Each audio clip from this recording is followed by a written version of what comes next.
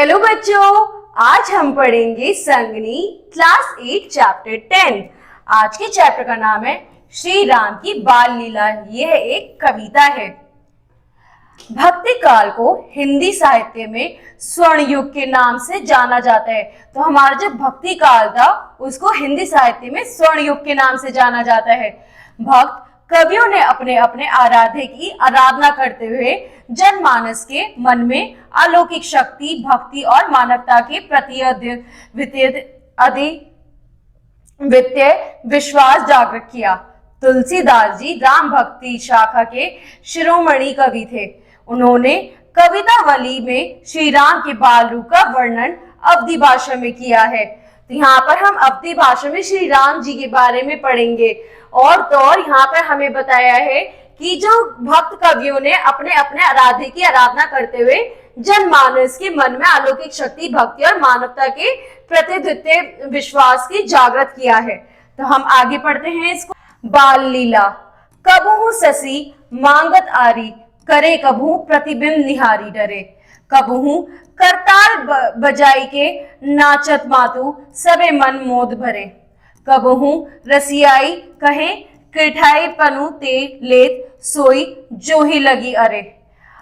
अवदेश के बालक चरी सदा तुलसी मन मंदिर में बहे।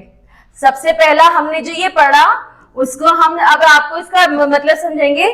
कभी तो राम जी अपनी माता के पास जाकर उनसे प्रश्न पूछते हैं चंद्रमा के बारे में, कभी किसी के बारे में, कभी उनके बारे में जानना चाहते हैं।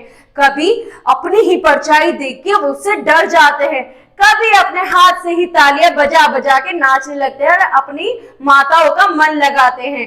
इस तरीके से दशरथ के जो पुत्र हैं वह सबका मन ललचाते हैं।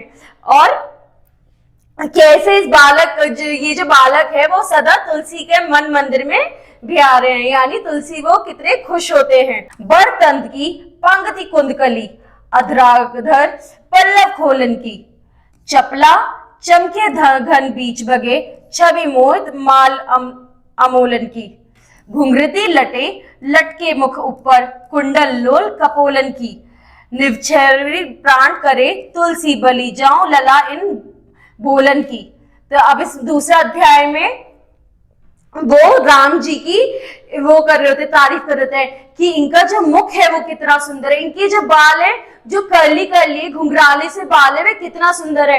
इतने सुंदर बालों को मन करता है बस देखते ही रहो। जब वे खीलते हैं, हंसते हैं, बस मन लुभ जाता है, मन करता है उसे देखते रहो। और कैसे ना करे, इतना सुंदर बालक कवि के मन को बहलाता रहता है और तुलसी खुश होते रहते हैं। पग नुपुर ओ पहुंची कर कंजनी, मंजू बनी मणिमाल ही है। नवनीत कलेवर पीठ झका, झलके पुलके नृप गोद लिए। अरबिंदु सो आननु, रूप मरंदु अंधित लोचन राग पिए। मनमो ना बसियो उस बाल को जो तुलसी जग में फलु कौन की। अब वो कहते हैं कि जब मैं इनके पास पहुंचा और मैं इनकी ये सब चीजें देखता हूँ, मेरा मन लुभ जाता है, मेरा मन करता है बस इन्हें देखते ही रहो। वह अपनी माताओं के साथ पूरे मजे लेते हैं, उनके साथ खेलते हैं, कूदते हैं, मन ही नहीं भरता है उससे। तन की दुती श्याम सरोरु लोचन कंज की, मंजुलताई हरे। अति सुंदर सोहद धुरी भरे, छवि भुरी अंगत की धुरी धरे। दम के दातियां दुति दिमनी, ज्यो कली के कलकाल विनोद करे। अवदेश के बालक चारी सदा तुलसी मन मंदिर के भीड़। मतलब यहाँ पे फिर भी उनकी तारीफ करते रहते कि उनका इतना सुंदर मन है, इतना चंचल से है, वो खेलते कूदते हंसते ठिठोलते इतने सुंदर लगते हैं कि मन करता है उन्हें अपने मन में रख लूं। तुलसीदास के मन में वो बिल्कुल मंदिर की तरह बसे हुए हैं और वे उनसे बड़े ही प्रसन्न रहते हैं। वह कहते हैं दशरथ के जो चारों पुत्र हैं वे बड़े ही मनमोहिनी हैं। ठीक है बच्चों, अब अगली क्लास में अगला चैप्टर पढ़ेंगे। Thank you.